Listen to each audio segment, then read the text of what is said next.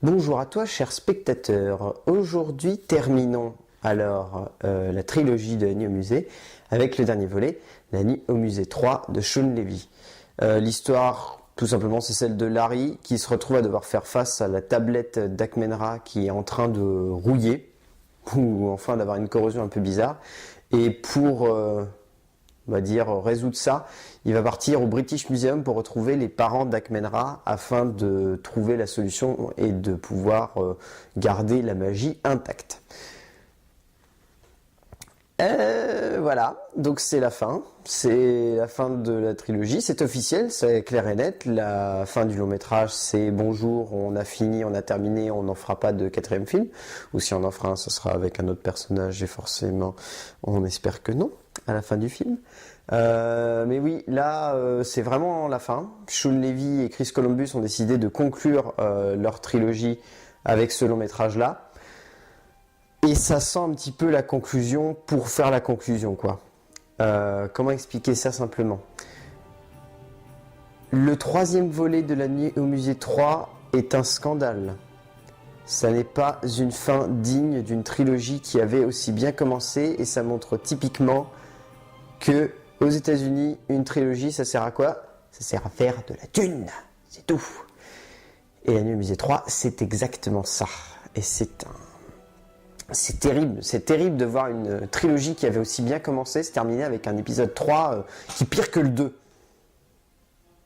C'est pire que le 2. J'avais dit juste avant que le 2 était certainement le plus mauvais volet et qu'avec le 3 ils ne pouvaient pas faire pire. C'était faux. Ils ont fait pire avec le 3. Ils ont réussi à faire un film qui a une logique dramatique vraiment mauvaise, mais vraiment mauvaise, d'une force. Autant le 2, ils arrivaient à peu près à compenser le côté visite de musée par le biais du méchant qui leur demandait de trouver la solution à la tablette. Autant là, il n'y a pas de méchant avant les dernières 20 minutes de film. Et le reste du temps, c'est une visite simple et directe du musée de Londres. Il n'y a rien avant. Ils rencontrent Lancelot, ils rencontrent les tapisseries chinoises. Enfin, il n'y a pas d'antagoniste pendant une bonne vingtaine de minutes de film. Le seul antagoniste qu'on voudrait essayer de nous faire croire comme quelqu'un de méchant, c'est la tablette qui commence à rouiller. Mais c'est pas un méchant. C'est le problème. Ça peut pas être le méchant, c'est le problème. Et de là commence un film qui enchaîne les clichés lourds avec les histoires de famille absolument chiantes à crever.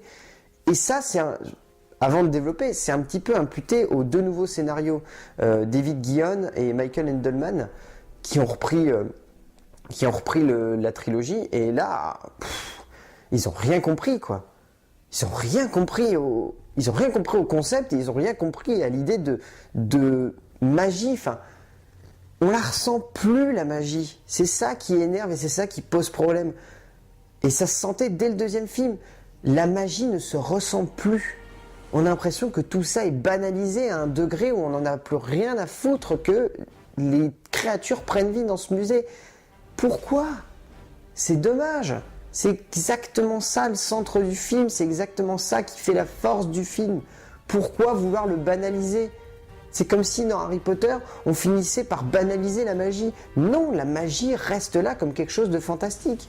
Dans Harry Potter, à chaque fois qu'il y a quelque chose de magique, ça arrive et ça nous prend au trip, quoi. On se dit waouh, c'est fou. Là, on s'en fout dans La Nuit au musée 3. On n'a plus rien à battre qu'un musée prenne vie. On trouve ça normal, c'est banalisé. Il n'y a plus de magnification de l'extraordinaire et de l'imaginaire des gamins qui seraient mis en avant. Et c'est dommage. On aurait eu envie de voir ça dans La Nuit au musée 3. Et on l'a pas. On l'a pas au niveau de l'écriture. C'est dommage. Puis en plus, il y a des personnages qui sont d'une lourdeur dans ce film. Le personnage de l'ancêtre de Larry, il sert vraiment comme comic relief, mais avec un degré, c'est pipi qui est caproute-prout.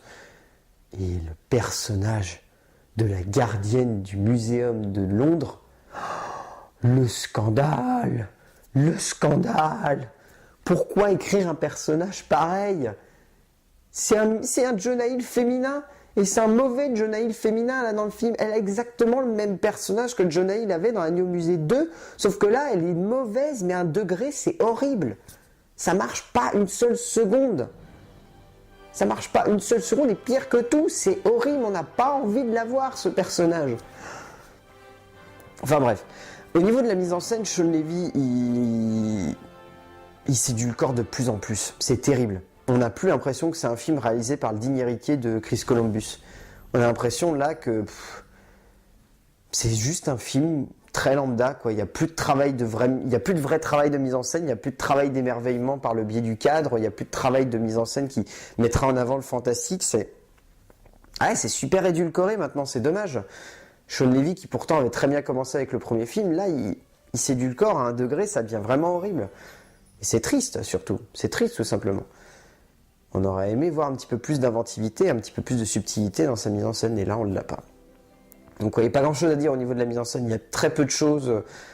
Il a du mal à filmer les rapports entre les personnages, il a du mal à mettre en avant certaines choses, il a du mal oui, il y a beaucoup de choses qui ont du mal dans ce film, de toute façon.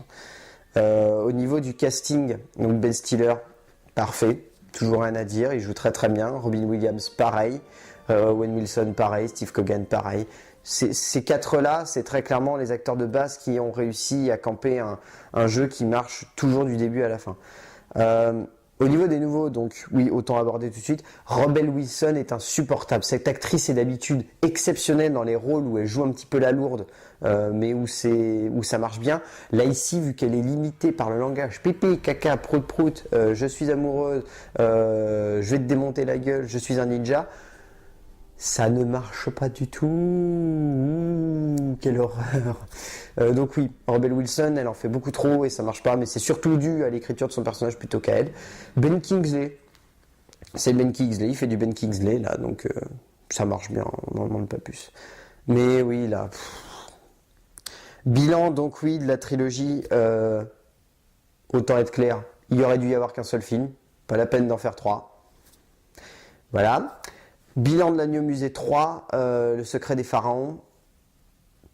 Ça, c'est pas bon, quoi. C'est vraiment le film. C'est pas du tout un bon film. On se pose beaucoup trop de questions. On n'a pas beaucoup de réponses. On est très limité par l'ensemble du métrage. On sent une lourdeur dramatique qui fonctionne pas du tout. Enfin, ouais, ça marche pas, quoi. Ça marche pas. Et seule chose qui aurait pu sauver peut-être, c'était les performances d'acteurs. Et même là, ça suffit pas. Ça reste trop édulcoré. Ça reste beaucoup trop simpliste et beaucoup trop cliché. Enfin, ouais, ça fonctionne pas du tout. L'Agneau Musée, Le Secret des Pharaons de Sean Levy, c'est loupé. C'est loupé et c'est dommage de finir une trilogie sur une note pareille. Donc oui, c'est pas du tout le film à aller voir en salle en ce moment. Mais alors, loin de là. A plus!